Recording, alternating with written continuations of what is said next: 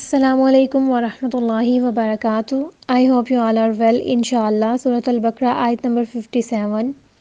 وَظَلَّلْنَا عَلَيْكُمُ الْغَمَامَ وَأَنزَلْنَا عَلَيْكُمُ الْمَنَّ وَالسَّلْوَىٰ. اور ہم نے تمہارے اوپر بادلوں کا سایہ نازل کیا. یہاں اللہ سبحانہ و تعالیٰ بنی اسرائیل کے اوپر اپنی کی گئی مزید نعمتوں کا ذکر کر رہے ہیں. جب یہ لوگ فرعونیوں سے بچ کے نکلے تھے تو لاکھوں کی تعداد میں تھے، اور جہاں پر یہ لوگ گئے تھے، جس صحرا میں ان کو ٹھہرایا گیا، اس کا نام ہے صحرائے سینا. وہاں پر سر چھپانے کے لیے ان کے پاس کوئی ٹھکانہ نہیں تھا. پھر اللہ سبحانہ و تعالیٰ نے ان کو دھوپ سے بچانے کے لیے وہاں پر بادلوں کا سایہ ان کے اوپر کر کے رکھا. عام روٹین پہ آپ دیکھیے کہ صحراؤں کا جو موسم ہوتا ہے وہ بہت زیادہ گرم ہوتا ہے. وہاں کی ریت جھلسا دینے والی ہوتی ہے، سورج بہت زیادہ اپنی تپش لیے ہوئے ہوتا ہے، انتہائی گرمی ہوتی ہے، اور بارش کا تو کوئی سین نہیں ہوتا وہاں پہ. بہت کم، کبھی سالوں بعد بارشیں ہوتی ہیں صحراؤں میں. لیکن اللہ سبحانہ و تعالیٰ نے ان پر یہاں بھی انعام کیا. ان کے اوپر ہر وقت بادل رہتے تھے، اور جو موسم ہوتا تھا وہ ان کے جسم کے موافق ہوتا تھا، یعنی نہ بہت زیادہ سردی نہ بہت زیادہ گرمی. دھوپ ہوتی نہیں تھی اور نارمل موسم ہوتا تھا بادلوں والا، کہ یہ وہاں پر اچھی زندگی گزار رہے تھے. پھر آپ دیکھیے، نہ تو وہاں پہ کوئی کھانے کے لیے چیز ہوتی ہے، نہ ہی پینے کے لیے. وہاں تو پرندے بھی نہیں آتے. پھر اللہ سبحانہ و تعالیٰ نے ان کے اوپر من و سلویٰ نازل کیا تاکہ یہ لوگ کھائیں پئیں بھی، یعنی رہنے کے لیے اچھی جگہ دی. صحرا میں کوئی سوچ بھی نہیں سکتا کہ وہاں پہ آل ٹائم بادل رہ سکتے ہیں یا اس کا موسم اچھا ہو سکتا ہے. ان کو وہاں رہنے کے لیے اچھا ٹھکانہ دیا، اور پھر ان کے کھانے پینے کا انتظام بھی کیا. جو من ہے، اس سے مراد اوس ہے، جو کہ درخت یا پھر پتھر پر گرتی ہے، اور یہ شہد کی طرح میٹھی ہوتی ہے. اور من سے مراد اور بھی بہت ساری چیزیں لی گئی ہیں. بعض کے نزدیک یہ شہد یا پھر میٹھا پانی ہے، جیسے کہ صحیح مسلم میں آتا ہے کہ کھمبی من کی اس قسم میں سے ہے جو کہ بنی اسرائیل اور سیدنا موسیٰ علیہ السلام پر نازل ہوئی، جس کا پانی آنکھوں کے لیے شفا ہے. یہ عرب لوگ جانتے ہیں کھمبی جو بھی چیز ہے. تو یعنی یہ ایک اچھی چیز تھی جو کہ ان کو دی گئی، اور یہ اس کو پیتے تھے، اس کا استعمال کرتے تھے. اور جو سلویٰ ہے، یہ گوشت تھا، یہاں پھر بٹیر کا ہوتا ہے یا چڑیا کا ہوتا ہے، اور جسے ذبح کر کے کھا لیا جاتا ہے. یعنی ان کو دونوں اچھی چیزیں دی گئیں. اللہ سبحانہ و تعالیٰ ان کے لیے آسمان سے پکا پکایا کھانا ان کو دیا کرتے تھے، ان کو اپنے پاس سے اچھا رزق دیا کرتے تھے. بعض کے نزدیک ان کے لیے دسترخوان لگایا جاتا تھا، اور آسمان سے پکا پکایا کھانا اس کے اوپر رکھا جاتا تھا.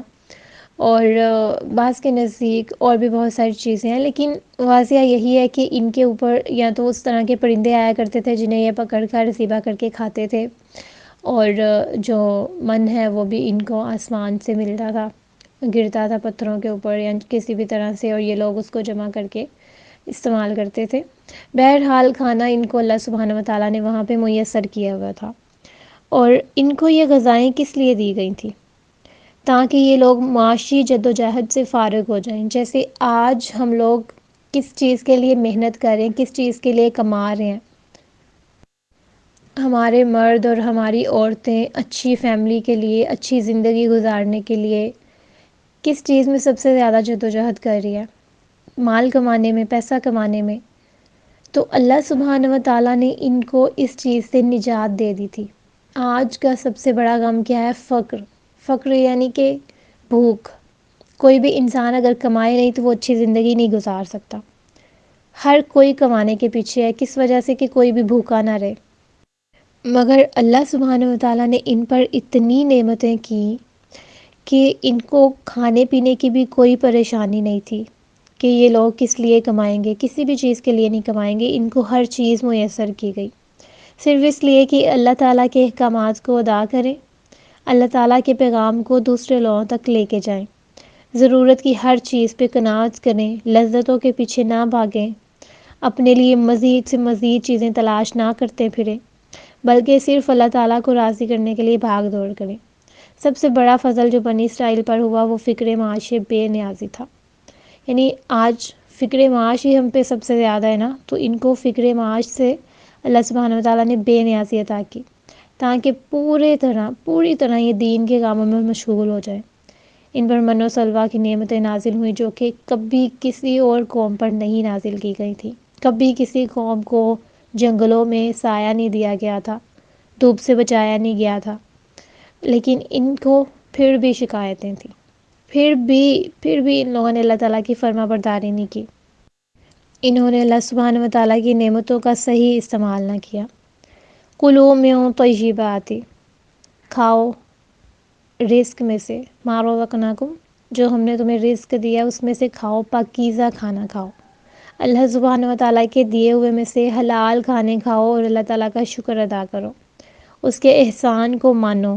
اس نے تمہارے اوپر وافر مقدار میں اپنی نعمتیں کی ہیں، عظیم احسان کیا ہے، صحراؤں میں تمہیں بسایا ہے، لیکن تم شہروں سے زیادہ اچھا کھاتے ہو، اچھا پیتے ہو اور ان سے اچھی زندگی گزار رہے ہو، لیکن انہوں نے اللہ تعالیٰ کی نعمتوں کا بھی انکار کیا، اللہ تعالیٰ کے احکامات کا بھی انکار کیا، اور یہ لوگ نافرمان ہو گئے دوبارہ سے۔ انسان کی ذات میں، اس کی طبیعت میں جھکاؤ کس وقت آتا ہے؟ جب وہ اللہ سبحانہ و تعالیٰ کی نعمتوں کو محسوس کرتا ہے۔ آج ہم ہر چیز پہ اکڑ سکتے ہیں، لیکن اس انسان کو کبھی بھی آپ اکڑتا ہوا نہیں دیکھیں گے جو کہ اپنی چھوٹی چیز کے بارے میں بھی یہ سوچتا ہے کہ اس پر اللہ سبحانہ و تعالیٰ نے احسان کیا ہے۔ ہم بظاہر دیکھنے میں وہ چیز ہمیں چھوٹی لگتی ہے، لیکن وہ چیز بہت بڑی ہوتی ہے۔ آپ دیکھیں کہ ہمارا صرف دیکھنا، آنکھوں کا جھپکنا، یہ ہمارے لیے کتنی بڑی نعمت ہے۔ آپ نے کبھی ایسے انسان کو دیکھا جو کہ اپنی پلکیں خود نہیں اٹھا سکتا، اپنی آنکھیں خود نہیں کھول سکتا؟ وہ لوگ ٹیپ وغیرہ کے ساتھ چپکا کے ان کی آنکھوں کو کھول کے اوپر ماتھے کی طرف لگاتے ہیں تاکہ یہ کھلی رہیں، اور ان کو بند کرنے کے لیے بھی وہ کسی دوسرے کے محتاج ہوتے ہیں۔ ایسے انسان ہیں، ایسی بیماریوں میں مبتلا ہیں۔ ہم تو اللہ سبحانہ و تعالیٰ کی کسی نعمت کا شکر ادا نہیں کر سکتے، اور وہ انسان جس کو احساس ہو جاتا ہے کہ اللہ سبحانہ و تعالیٰ کی اس پر بہت زیادہ نعمتیں ہیں، صرف وہی انسان اللہ تعالیٰ کے سامنے جھک سکتا ہے، وہی انسان اللہ سبحانہ و تعالیٰ کا فرما بردار بن سکتا ہے۔ اور اس قوم نے سمجھ لیا تھا کہ ہم پر یہ ساری نعمتیں ملنا ہمارا حق ہے، یہ اللہ تعالیٰ کو ہمیں دینی ہی دینی ہے، چاہے ہم اس کی عبادت کریں چاہے ہم اس کی عبادت نہ کریں۔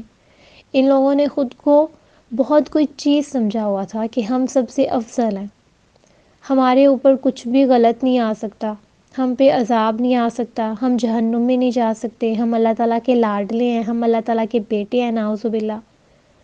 انہوں نے خود کو اللہ سبحانہ و تعالیٰ کی اولاد سمجھا ہوا تھا، یہ سمجھتے تھے کہ ہم انبیاء کی اولاد ہیں، ہم اللہ تعالیٰ کی طرف سے ہیں، ہمیں کچھ بھی نہیں ہو سکتا، اور یہ ساری چیزیں جو ہمیں مل رہی ہیں یہ ہمارا حق ہے۔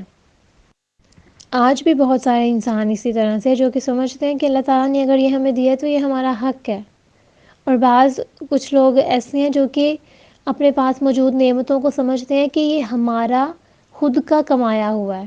اگر کوئی بہت دولت مند ہے تو وہ کہتے ہیں یہ میری محنت کا ہے، حالانکہ بہت سارے دوسرے لوگ بھی ہیں جو کہ محنت کر رہے ہیں، شاید ان سے زیادہ محنت کر رہے ہیں، لیکن ان کے پاس اتنا نہیں ہے جتنا دوسروں کے پاس ہے، اتنا نہیں ہے جتنا کم محنت کرنے والوں پر نازل ہوا یا اللہ تعالیٰ نے ان کو دیا۔